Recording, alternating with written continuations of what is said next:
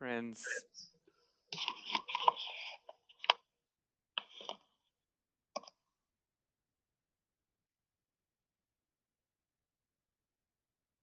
I'm so glad that each and every one of you is here, in person and not in person.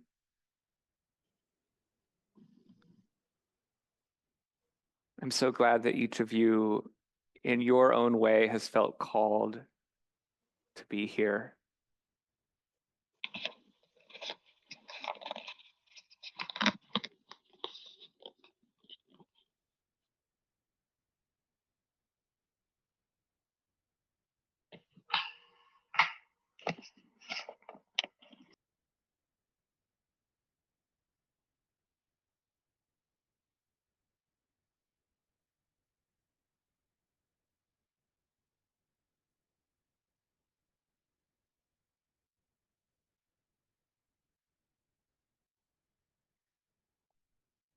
As we begin, I invite you to ground in your body, whatever that means for you. If you're sitting,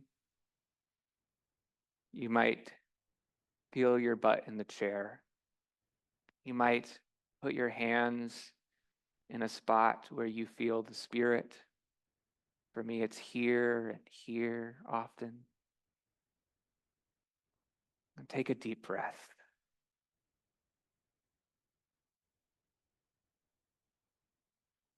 And another.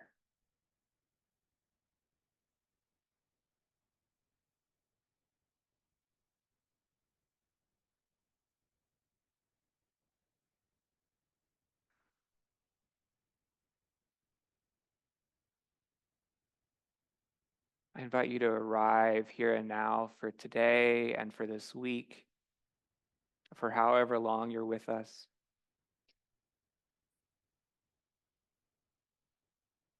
Traveling can be stressful, and this moment of COVID surge can be stressful, and other stresses can be happening for each of us. And I invite you to hold that part of yourself tenderly and breathe and come here now.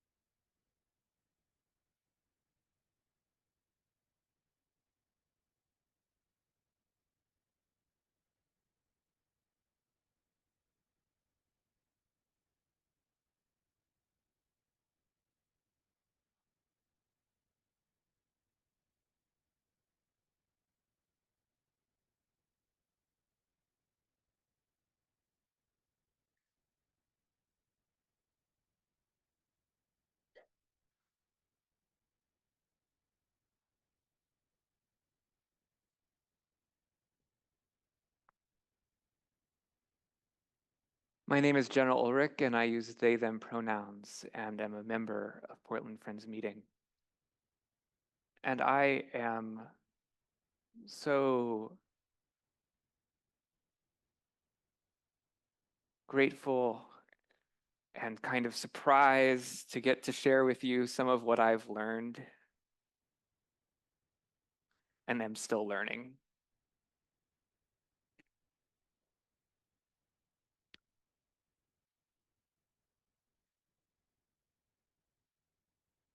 And if your heart's willing and if this feels right for you, I invite you to join me in a prayer as we begin.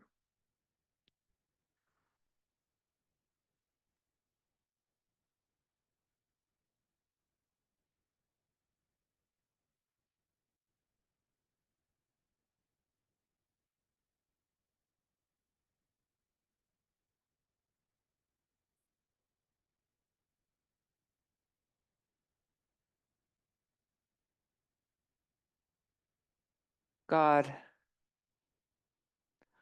I pray that the words I use please you. I pray for faithfulness.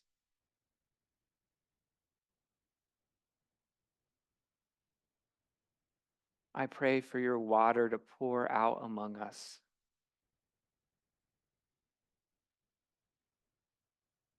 I pray to be faithful to the messages you have given me and others in this room.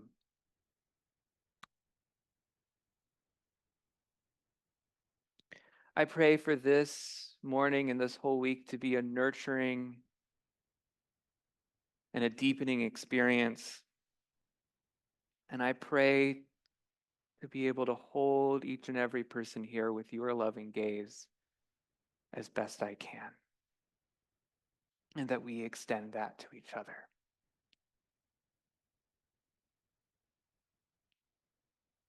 I pray that any gaps or mistakes in what I say, that when those happen, you will speak directly into the hearts of those gathered here, and that I might be a conduit and trust in you to speak directly.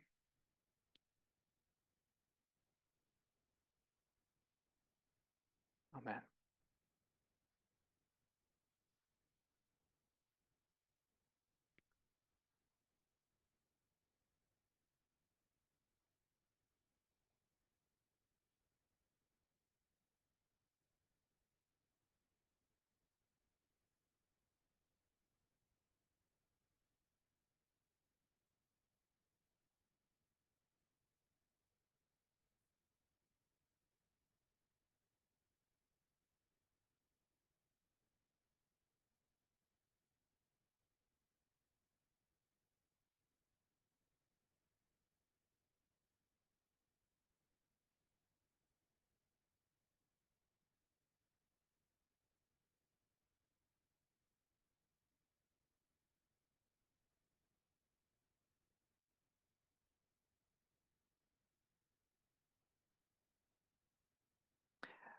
The Bible verse for today is from the Gospel of Luke, chapter 8, verses 5 through 8.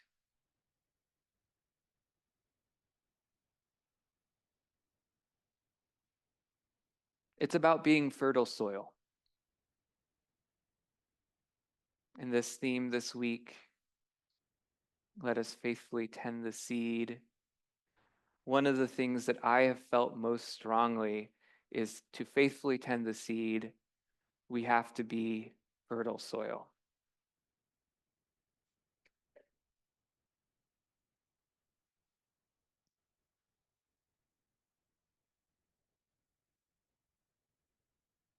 For me, as I reflect on what fertile soil is like, it is deep and soft. It allows roots to grow. It protects the seeds. It holds moisture in the right amount. It holds moisture even when it is dry and sunny. Often it's weeded and tended to give the plants room. And it's sustaining. It allows maturation. It allows perseverance. It has rich nutrients. And there are many plants in it. It is collective. We make it together. And one of the most common parables in the Bible is Jesus telling the story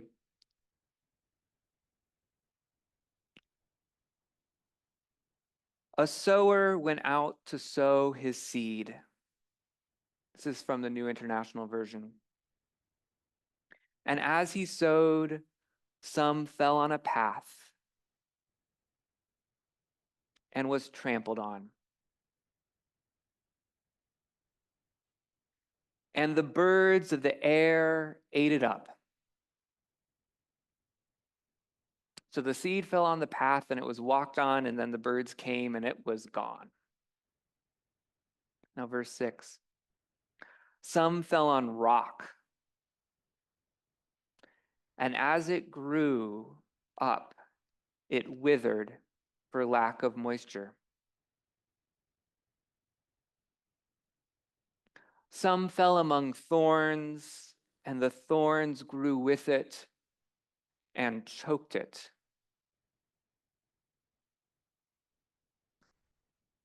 Some fell into good soil, and when it grew, it produced 100-fold. As he said this, he called out, "If you have ears to hear, then hear."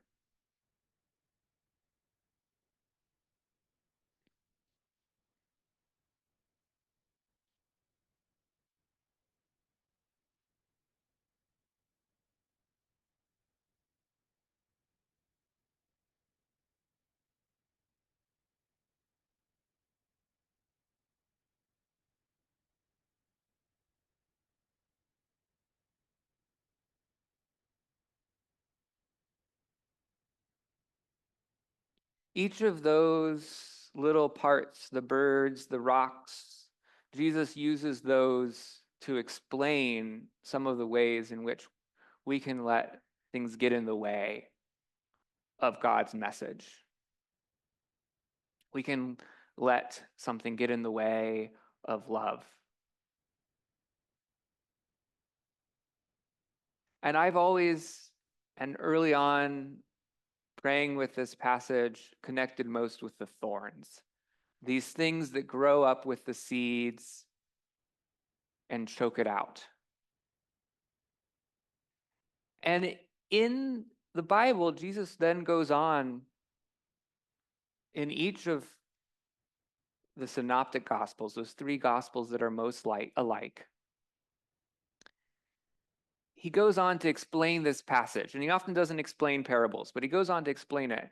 And he explains it in slightly different ways, but it's always the worries of age and wealth and these other passions that he's talking about, we get distracted, and I'm always reacting, and that's real stuff. The worries of age and the worries of our bodies. I just, this past month, got a sudden notice to move apartments because our landlord would like to renovate and probably charge more, we assume. Pretty stressful. Pretty distracting. And I need a place to live. And we found one.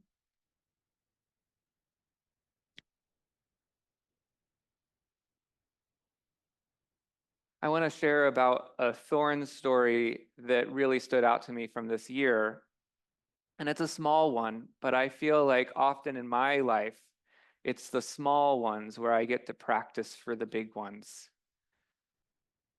I was visiting Brunswick Meeting in Maine.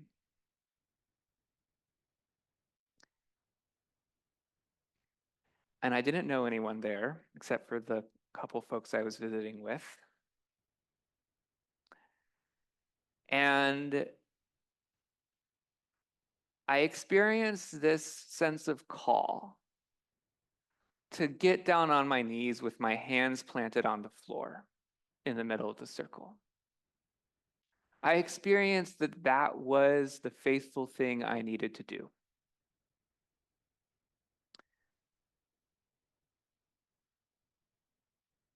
And I resisted it. This is going to look so silly. I don't know these people. This is not typically what happens in a Quaker meeting. You're supposed to stand up and give a message if you are called. It's supposed to be verbal. What's this getting on my hands and knees? I don't want to look foolish and strange in front of these people I don't know. I don't want to look weird.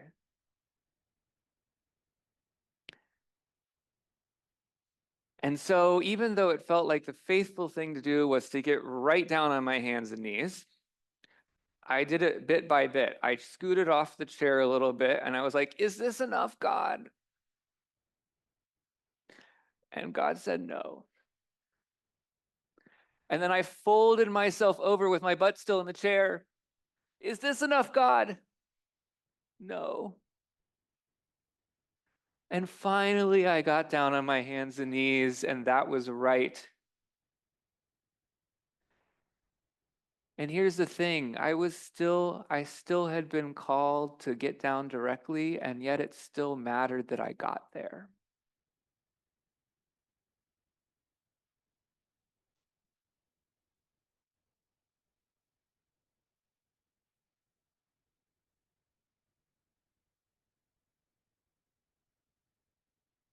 And in afterthoughts, that meeting, Friendswick meeting, has a practice of sharing briefly at the end. There was an opportunity for those in the room to reassure me that, no, we've seen stranger things.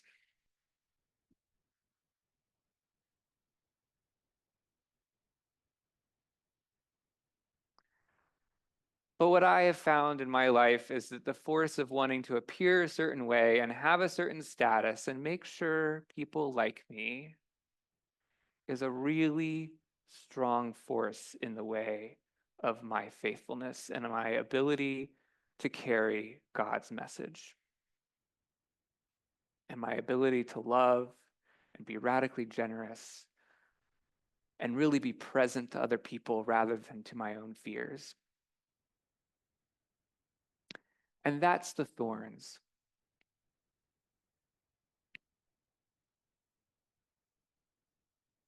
I've had a harder time with the birds part.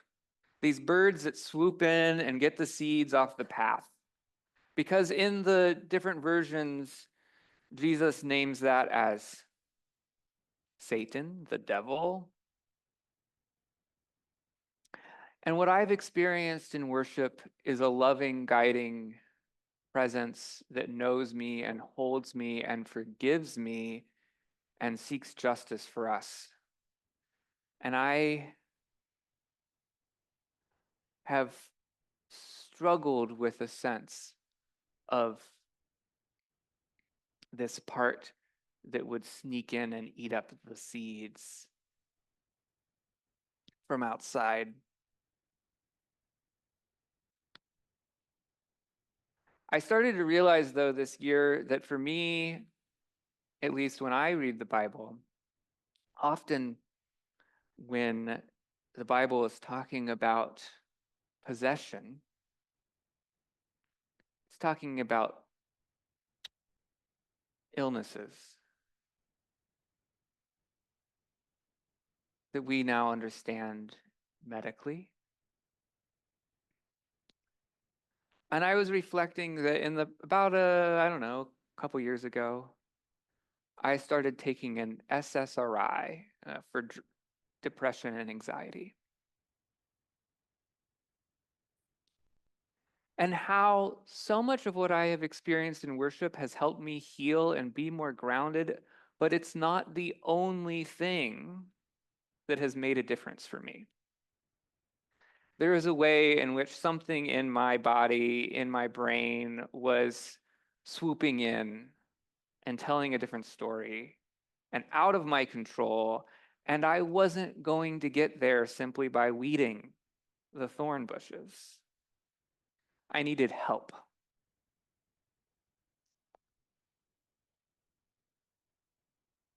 There needed to be an intervention. There needed to be a recognition that something was out of my control.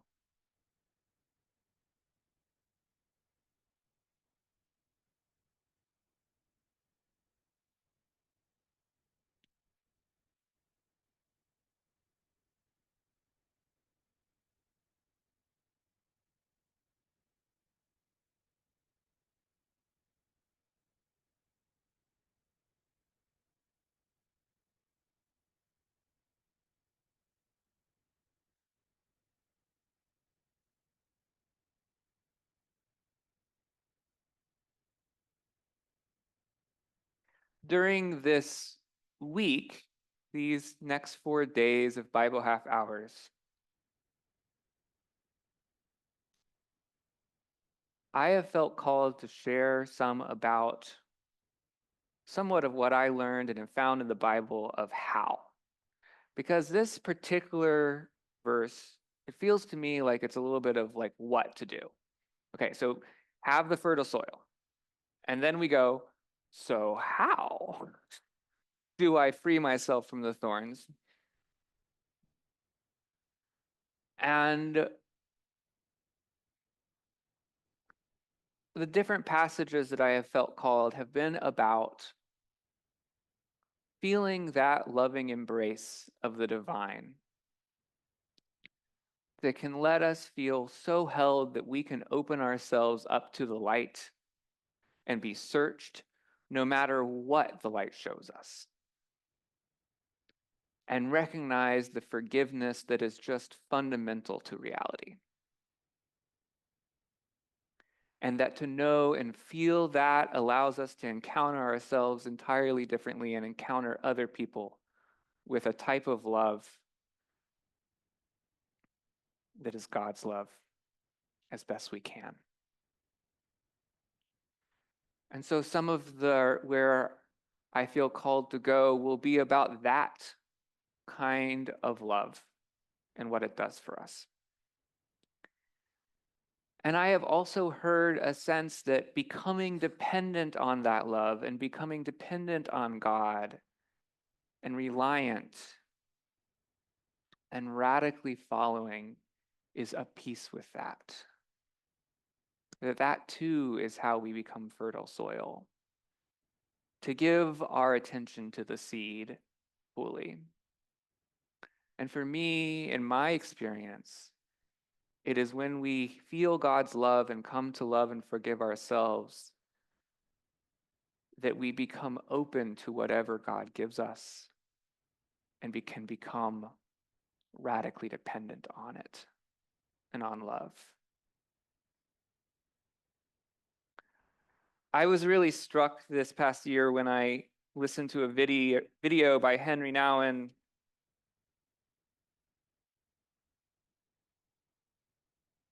And I have two quotes. I'm going to make them slightly more gender inclusive, so it's not exactly a direct quote. We are the beloved children of God. And one of the enormous spiritual tasks we have is to claim that and to live a life based on that knowledge. We are the beloved children of God, and one of the enormous spiritual tasks we have is to claim that and live a life based on that knowledge. And that's in a world, this is me adding now, that's in a world in which almost all the messaging we receive is opposite that, is thorns, in which we earn the ability to have homes, in which we earn our status, in which we have to work for jobs and get grades, in which we feel like our friendships are entirely fragile and might fall apart if people find out our true reality. That's always was my fear before some of this, well, before the last couple years. That our enormous spiritual task is to claim that and live based on that reality. And Henry Nouwen says in a different part of that video, you will still have rejections and you will still have praise and you will still have losses, but you live it no longer as a person searching for their identity, but you will live it as the beloved. You will live your pain and you will live your anguish and you will live your successes and you will live your failures as the one who knows who you are.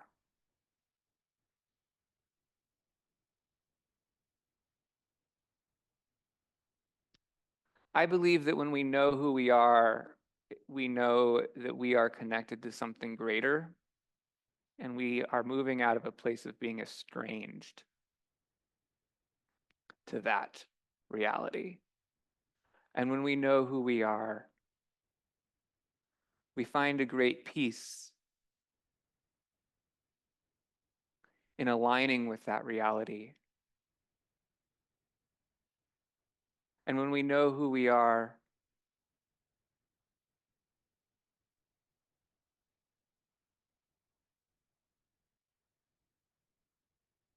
It's not that our mistakes are always okay, but it's that God loves us anyhow, and we're okay. We are worthy anyhow.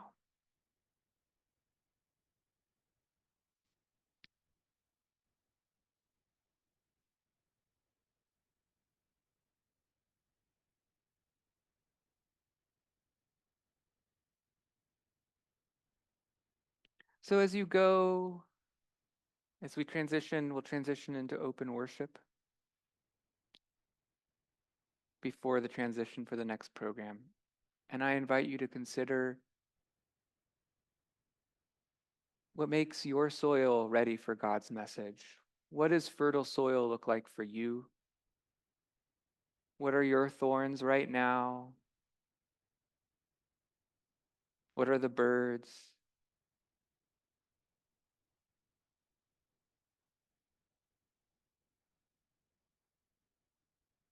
And whatever you hear, I invite you to hold yourself in love as best you can, to reach out tenderly to what you find there, to release shame.